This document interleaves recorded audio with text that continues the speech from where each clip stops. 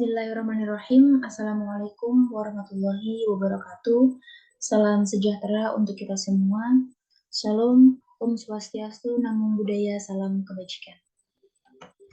Pada kesempatan kali ini, saya akan mempresentasikan sidang akhir yang berjudul Tanggung Jawab Sosial Perusahaan, Kebijakan Dividen, Konflik Keagenan dan Nilai Perusahaan pada Industri Perbankan ASEAN 5. Perkenalkan, nama saya Dwi Puji Ratnawati dengan NIM 21-485-801-PEK-27692. Pada pemaparan kali ini, terdapat 5 pokok pembahasan, bab 1 pendahuluan, bab 2 tinjauan pustaka, bab 3 metode penelitian, bab 4 hasil dan pembahasan, dan yang terakhir bab 5 penutup. Masuk pada bab 1 pendahuluan bagian latar belakang.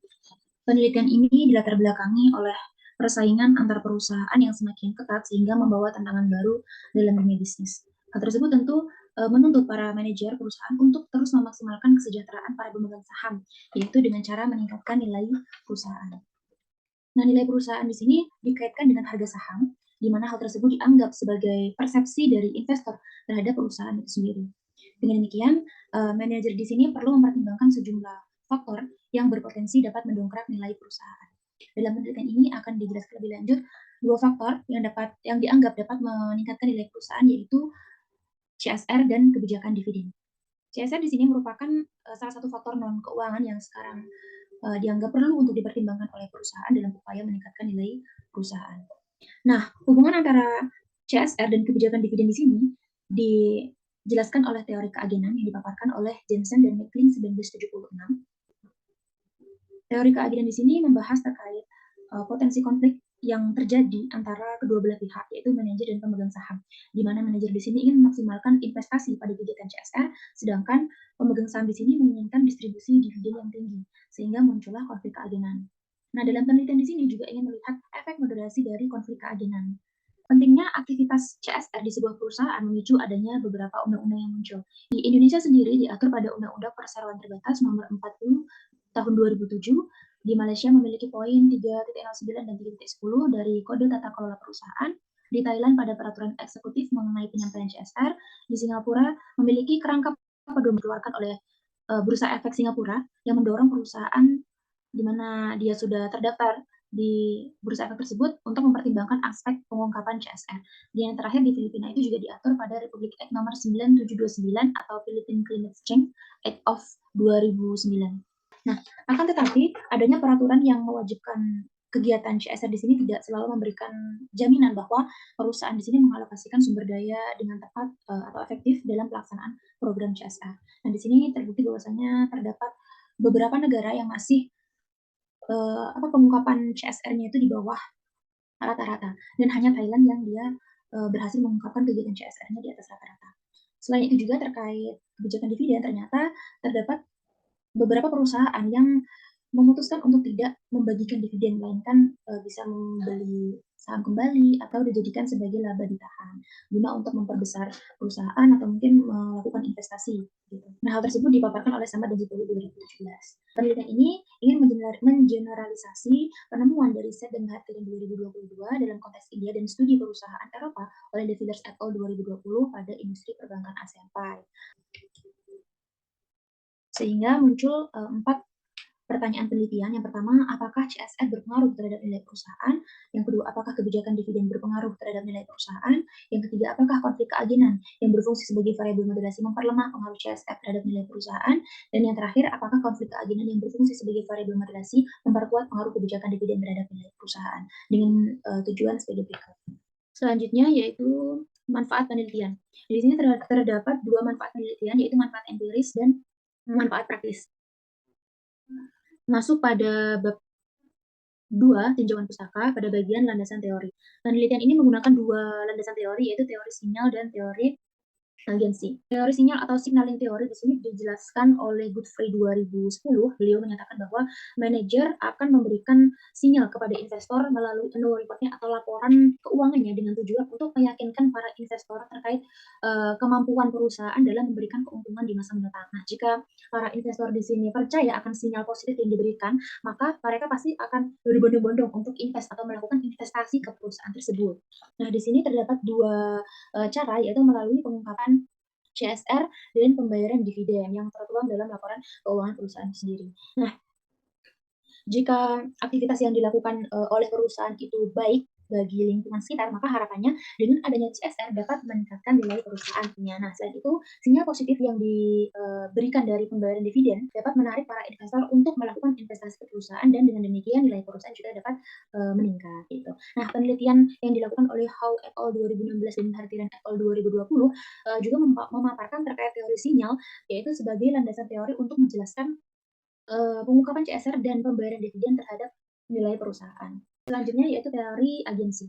Masih sama menurut Godfrey 2010, teori agensi adalah perbedaan kepentingan antara pemegang saham dan manajer. Konflik keagenan antara manajer dan pemegang saham ini dapat diminimalisir dengan adanya pengawasan. Tentunya pengawasan yang dilakukan ini tidak gratis, yaitu membutuhkan biaya. Biaya keagenan di sini dapat diminimalisir dengan strategi perusahaan ada dua, yaitu pengungkapan CSR dan pembayaran dividen. Nah, menurut teori keagenan, CSR dan pembayaran dividen di sini merupakan strategi perusahaan untuk menyelesaikan konflik keagenan gitu.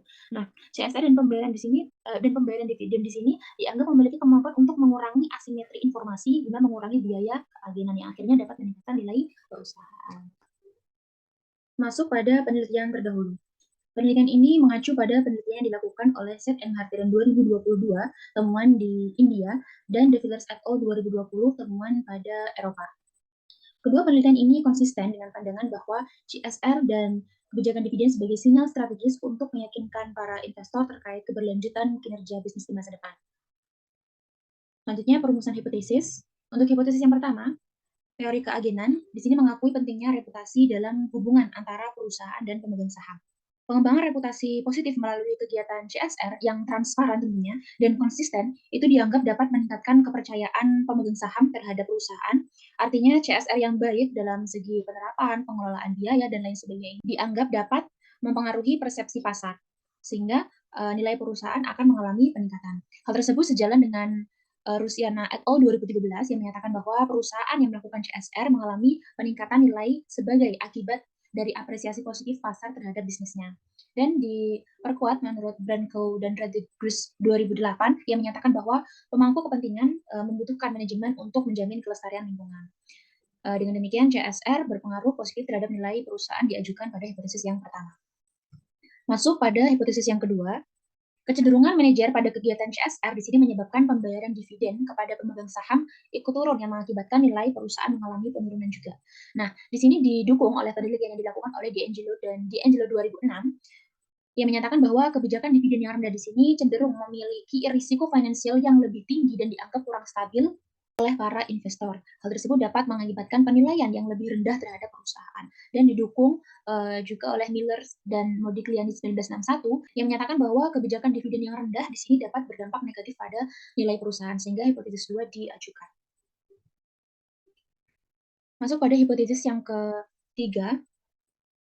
Di sini konflik keagenan dianggap sebagai perbedaan kepentingan antara manajer perusahaan dan pemegang saham, di mana manajer di sini lebih concern untuk berinvestasi pada kegiatan CSR dengan tujuan dapat meningkatkan citra perusahaan, meningkatkan reputasi perusahaan sehingga nilai perusahaan akan meningkat. Sedangkan pemegang saham di sini lebih mengutamakan pengembalian investasi berupa pembayaran dividen yang lebih tinggi. Jika manajer perusahaan di sini terlalu banyak mengeluarkan sumber daya pada kegiatan CSR, maka dapat menciptakan konflik keagenan yang tinggi dan dapat memperlemah pengaruh CSR terhadap nilai perusahaan. Menurut Reverte 2009, konflik keagenan dapat memperlemah dampak CSR pada kinerja keuangan dan reputasi perusahaan karena konflik keagenan ini dianggap dapat mengurangi kualitas dalam mengimplementasikan CSR, sehingga hipotesis 3 diajukan. Dan yang terakhir, untuk hipotesis yang keempat, konflik keagenan yang tinggi di sini dianggap dapat meredam perbedaan kepentingan antara manajer dan pemegang saham.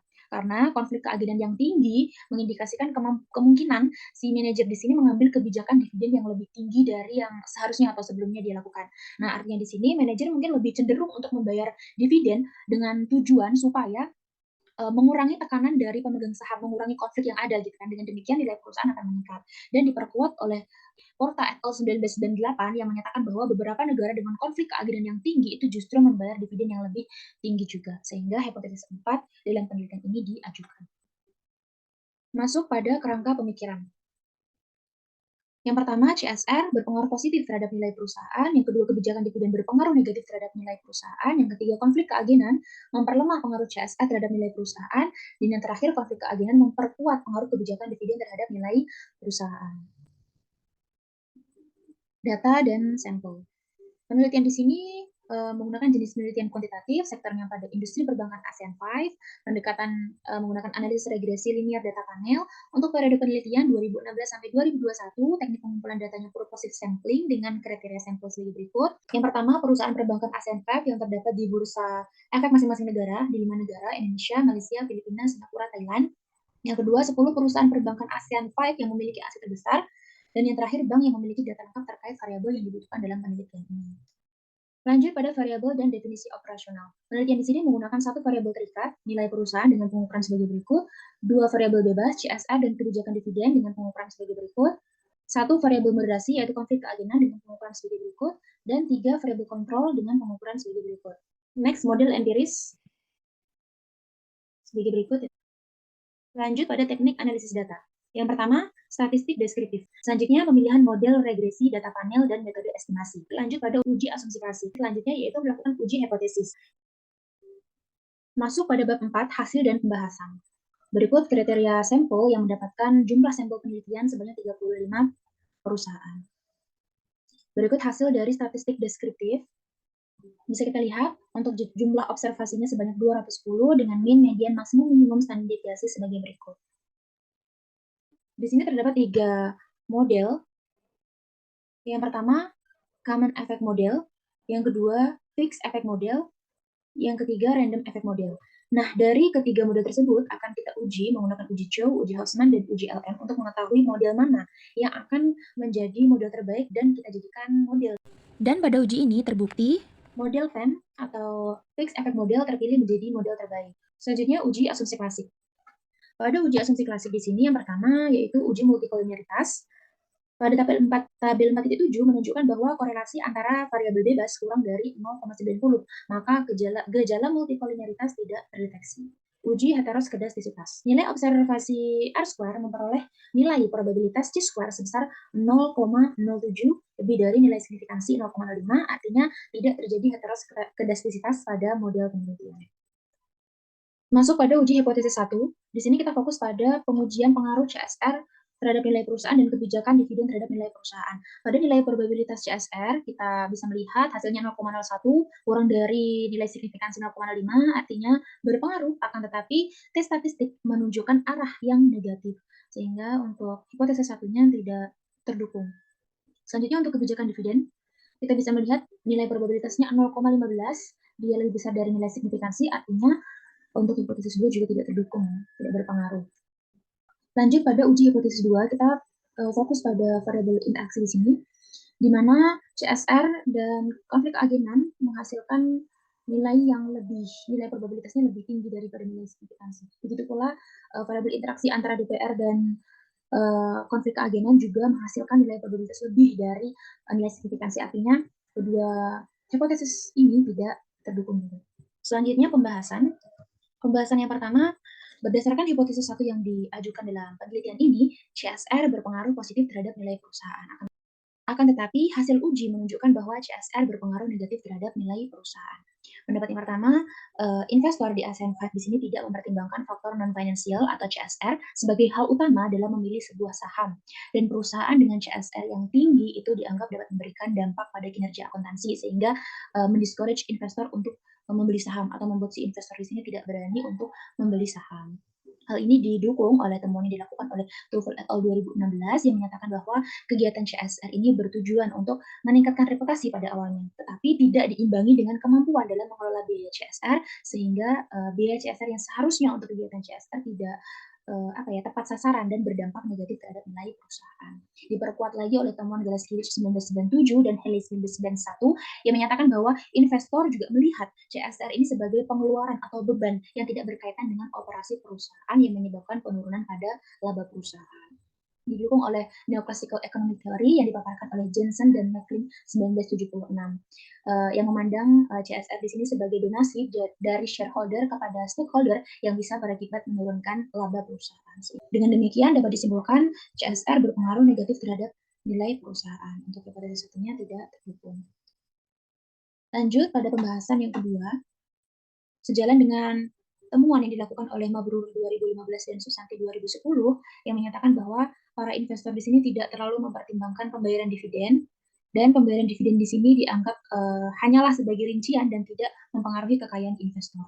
Diperkuat lagi oleh penelitian dari Paulina dan Sinelahi 2017 yang menyatakan bahwa nilai perusahaan ini hanya ditentukan oleh kemampuan perusahaan untuk menghasilkan laba dan memperbesar aset perusahaan dengan keputusan investasi atau kebijakan yang disusunnya. Tidak serta-merta karena membayar dividen yang tinggi gitu.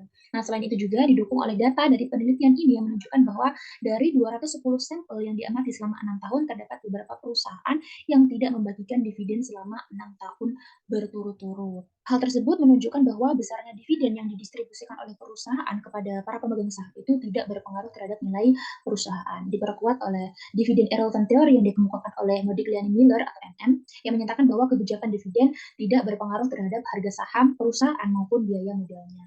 Dengan demikian, kebijakan dividen di sini dianggap tidak berpengaruh terhadap nilai perusahaan. Untuk pembahasan yang ketiga, konflik keagenan memoderasi pengaruh CSR terhadap nilai perusahaan ternyata tidak terbukti. Artinya konflik keagenan di sini bukan sebagai moderator. Sejalan dengan penelitian yang dilakukan oleh Liu et al. 2016 yang menyatakan bahwa konflik keagenan yang tinggi ini dianggap tidak berpengaruh secara langsung terhadap kegiatan perusahaan dalam menjalankan kegiatan CSR karena tidak memberikan hasil finansial secara instan.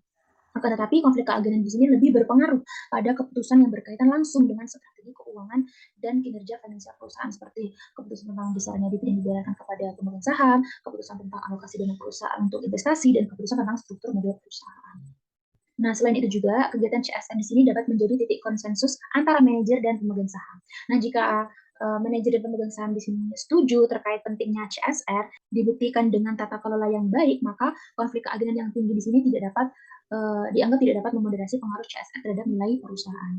Diungkap dalam konsep umum terkait alignment of interest, memandang bahwa jika pihak dalam suatu perusahaan di sini memiliki kepentingan yang sejalan, maka dapat mengarah pada hasil yang lebih baik dan dapat menghilangkan efek dari konflik keagenan.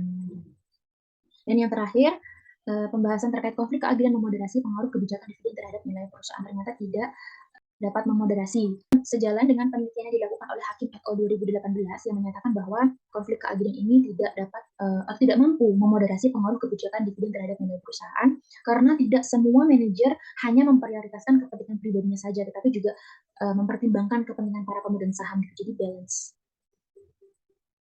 Masuk pada kesimpulan dan implikasi. Kesimpulannya, penelitian ini tidak mendukung semua hipotesis, artinya hipotesis 1, hipotesis 2, hipotesis 3, dan hipotesis 4 dapat disimpulkan tidak terdukung. Untuk implikasinya bagi manajer dan pemangku kepentingan, hasil penelitian ini bisa menjadi alat evaluasi supaya lebih memahami faktor-faktor seperti kebijakan dividen dan konflik keagenan tidak selalu memiliki dampak langsung pada nilai perusahaan. Keputusan investasi dan kebijakan perusahaan perlu dipertimbangkan secara keseluruhan, secara holistik dan terintegrasi pada berbagai faktor yang relevan sehingga dapat meningkatkan nilai perusahaan. Untuk keterbatasan penelitian, pengukuran nilai perusahaan di penelitian ini hanya menggunakan tabel skew. Penelitian ini hanya terbatas pada data sekunder industri perbankan ASEAN 5. Penelitian ini hanya menggunakan satu variabel moderasi yaitu konflik keagenan. Dan yang terakhir, penelitian ini tidak mempertimbangkan efek endogenity. Untuk saran, yang pertama, peneliti selanjutnya bisa membandingkan nilai perusahaan dengan berbagai metode pengukuran, bisa menggunakan PER, PBV, atau EPV. Penelitian selanjutnya diharapkan dapat memperluas sampel dan diharapkan dapat menggunakan variabel moderator lain dikarenakan pada penelitian ini konflik keagenan tidak mampu memoderasi pengaruh CSR dan kebijakan dividen terhadap nilai perusahaan. Dan yang terakhir, penelitian selanjutnya diharapkan mempertimbangkan efek endogenity. Sekian presentasi dari saya. Apabila ada kurang lebihnya, saya mohon maaf. Wassalamualaikum warahmatullahi wabarakatuh.